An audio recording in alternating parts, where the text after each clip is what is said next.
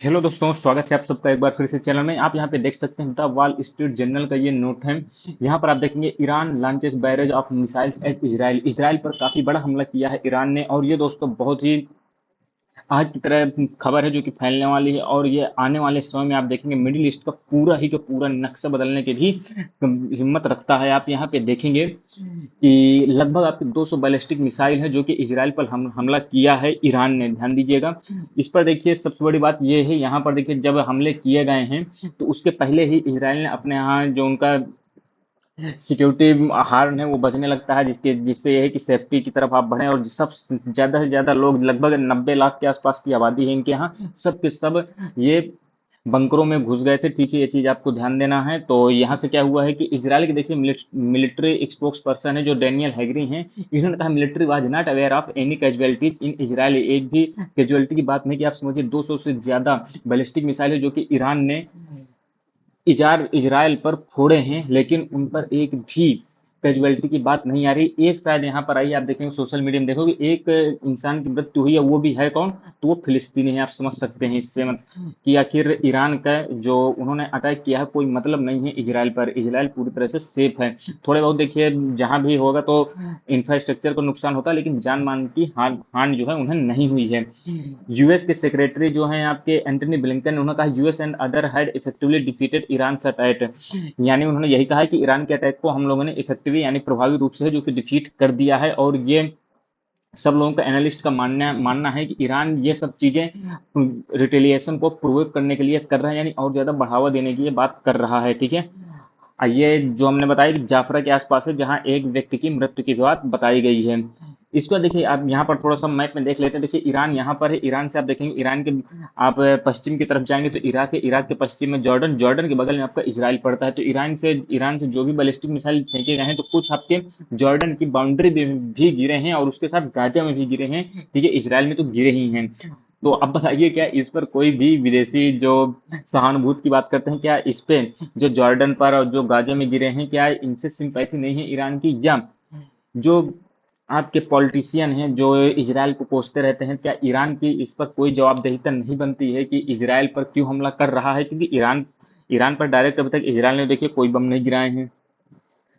बस हाँ ये है हिजबुल्लाह, क्योंकि हिजबुल्ला जो है ईरान से समर्थित है, जो कि लेबनान में था, तो उस पर हमले किए हैं, उसके लोगों को मारा है। तो यहाँ पर देखिए राजनीति में क्या होता है ना, जिसके पास शक्ति ज्यादा होती है उसी की बातें मानी जाती है। ठीक है, यहाँ पर कोई सही कोई गलत नहीं होता है, परिस्थितियां जैसी होती हैं उसी आधार पर सही गलत भी होता है। ठीक है, ये आपको ध्यान देना है। आप देखिए यहाँ पर ईरान के मिसाइल अटैक के बाद इजराइल ने कहा है सीवियर कंसिक्वेंसेज, वार्निंग दी है। यहाँ पर इजराइल की तरफ से गवर्नमेंट ने कहा है, बेंजामिन नेतन्याहू ने अटैक को कंडेम किया है, और उसके साथ ही कहा है कि ईरान ने बहुत बड़ी मिस्टेक कर दी है, और उसका जो परिणाम है वो तेहरान यानी ईरान को भुगतना होगा। अब देखते हैं कितना बड़ा जो है इजराइल अब हमला करेगा। हमला तो करेगा 100%, क्योंकि इजराइल जो है दबने वाले देशों में से नहीं है, क्योंकि उसके पास देखिए आप सबसे बड़ी बात यूएसए का सपोर्ट है। यूएसए का सपोर्ट होना बहुत बड़ी बात है। देखिए पूरी टेक्नोलॉजी सब चीजें हैं, तो ये कि यूरोपीय देश और आपके अमेरिका की ही हैं। आप देखिए कैसे लेबनान में वहां पर देखिए पेजर के माध्यम से उनको मारने का काम किया। टेक्नोलॉजी देखिए जिसके पास है ना आज के समय में, वही वारफेयर में सबसे आगे है, क्योंकि टेक्नोलॉजी ही सबसे ज्यादा फायदा देती है। ठीक है, क्योंकि टेक्नोलॉजी नहीं होगी तो आप देखिए आज के युद्ध जो है गोले गोले बारूदे बस से नहीं जीते जा सकते हैं ना सैनिक के दम पर। जिसके पास इंफॉर्मेशन टेक्नोलॉजी है, इंफॉर्मेशन वारफेयर जो करना जानता है, वही आगे जीतेगा। अब देखिए यहाँ पर इजराइल प्राइम मिनिस्टर, मैंने आपको बताया कि उन्होंने कहा है। इसके बाद देखिए आगे बात करें और क्या इंपॉर्टेंट है आपके लिए, तो ये आप देख सकते हैं ईरान के जो एम्बेसडर हैं जो इंडिया में हैं, इराज इलाही, इन्होंने कहा यदि हमारे देश पर इजराइल ने हमला करने की सोची तो हम इजराइल पर फिर से अटैक करेंगे। अब इन्हें क्या ही बताया जाए, कुछ समझ में नहीं आ रहा है। इसके बाद देखिए this will have consequences have plans, Israel ने कहा, मैंने आपको बता दिया। उसका देखिए यूएस के प्रेसिडेंट ने भी एक टिप्पणी दी है। उसके पहले देखिए यूएन जो है, यूनाइटेड नेशन के जो सेक्रेटरी जनरल हैं एंटोनियो गुटेरस, उन्होंने इस अटैक को कंडेम किया है। बस हो गई इनके पास यही है, सीज फायर करने की बात कर रहे हैं बस। ये बेचारे किसी मतलब के रह जाते हैं। हमें तो यही नहीं समझ में आता है यूएन का निर्माण क्यों हुआ है। यूएन के निर्माण का कोई मतलब ही नहीं है इस समय। वर्तमान में यूएन क्या कर रहा है आप बताइए? केवल बस वही है, शांति रखो शांति रखो, बस यही कह रहा है, बाकी कुछ नहीं कर पा रहा है यूएन। इसके बाद देखिए, और ये देखिए आप देख सकते हैं, Israel appears to have been defeated ineffective. Biden ने कहा है कि ईरान का जो अटैक इजराइल पर हुआ है ये डिफीटेड यानी हार मानने पर की गई है और ये प्रभावी नहीं है, ऐसा कहा है जो बाइडेन ने। इसके बाद देखिए यहाँ पर देखिए बाइडेन ने और जो जानकारी दी है व्हाइट हाउस की तरफ से, at my direction the United states military actively supported the defence of Israel, यानी उन्होंने साफ कर दिया है कि हम लोग इजराइल की रक्षा के लिए सामने आएंगे और इजराइल को डिफेंस हम देंगे। और उन्होंने साथ में अपने सैनिकों को कहा है कि एयरफोर्स को कि आपको जो भी ईरान के मिसाइल सिस्टम दिखे उन्होंने डायरेक्ट शूट आउट करने का आदेश भी उन्होंने दिया है, ठीक है।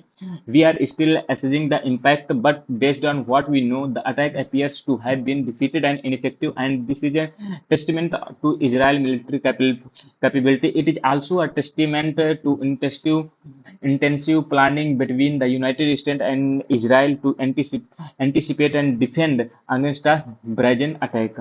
ठीक है, तो यहाँ पर देख सकते हैं। इसके बाद उन्होंने एक चीज और अटैच की यहाँ पर कि make no mistake the United State is fully supportive of Israel. ऐसा क्यों कह रहा है? क्योंकि अभी अभी तक आप देखेंगे इजराइल को ये समझा रहे थे, लेकिन अब क्योंकि वहां पर चुनाव होना, देखिए इजराइल एक बहुत बड़ा वोट बैंक है, इजरायली नागरिक जो है बहुत बड़े अहदों पर रहते हैं अमेरिका में, इस कारण से ये सब चीजें निकल के आ रही हैं। अभी तक आपने ऐसा बयान और इतना क्लियर बयान इजराइल के सपोर्ट में जो बाइडेन ने नहीं दिया था। And I just spent the morning and part of the afternoon in the situation room meeting with my whole national security team. The national security team, as I said, is in constant contact with Israeli officials and counterparts. उन्होंने ऐसी बात कही है। इसके अलावा देखिए Britain ने भी डायरेक्ट सपोर्ट किया है इजराइल को, फ्रांस ने डायरेक्ट सपोर्ट किया है। तो आप देख सकते हैं यूरोपीय देशों को कितना भयंकर सपोर्ट है, डायरेक्ट सपोर्ट मिल रहा है। तो आप इससे समझ सकते हैं ईरान को बहुत बड़ी दिक्कत इस समय झेलनी पड़ सकती है। ईरान के साथ देखिए रसिया एक बड़ा एकमात्र देश रसिया बस है, ठीक है। चाइना भी खुले तौर पर नहीं आ सकता है सामने, क्योंकि चाइना के देखिए हित हैं जो कि अमेरिका से डायरेक्ट टकराते हैं, ठीक है। ये चीज भी आपको ध्यान देना। अमेरिका है तो चाइना भी अच्छे से ग्रो कर रहा है, क्योंकि अमेरिका की कंपनी यहाँ जो चाइना कितना बढ़ा रही हैं, ठीक है। क्योंकि अमेरिका की टेक्नोलॉजी है जो आज तक कोई नहीं पाया है। अमेरिका इसलिए इतना इतराता भी है। आप देखेंगे उसके उसके पास जो टेक्नोलॉजी है ना वो विश्व में किसी के पास नहीं है। तो ये चीज आपको ध्यान देना है। बाकी भारत ने तो अभी कुछ नहीं कहा है। भारत ने यही कहा शांति बरतो दोनों देश, क्योंकि हमारे लिए दोनों देश इंपॉर्टेंट है। ईरान हमारे लिए क्रूड ऑयल के लिए इंपॉर्टेंट है और हमारे चाबहार पोर्ट है, वहां पर काफी इन्वेस्टमेंट है हमारा। इजराइल देखिए सिक्योरिटी पॉइंट ऑफ व्यू से बहुत ज्यादा महत्वपूर्ण है हमारे लिए, ठीक है। और एक प्रकार से इजराइल जो है ना यूएसए का ही एक्सटेंडेड पार्ट है, यानी वो भी एक यूएसए ही है। तो इसलिए हमें यूएसए से यदि अच्छे रिश्ते रखने हैं तो इजराइल से भी हमें अच्छे रिश्ते रखने होंगे। इजराइल हमारे लिए खतरा भी नहीं, तो हम क्यों ना उसका सपोर्ट करें, क्योंकि तो हमारे हर एक दुख दर्द में हमारे साथ ही खड़ा रहता है। तो ये इंपॉर्टेंट वीडियो। तो आपका क्या इस पर सोचना है जरूर बताइए कमेंट बॉक्स में। आपको लगता है क्या ईरान ने इजराइल पर हमला करके सही किया है या गलत किया है, ये भी आप जरूर बताइएगा। बाकी मिलते हैं अगली वीडियो में, तब तक के लिए दोस्तों धन्यवाद, जय हिंद।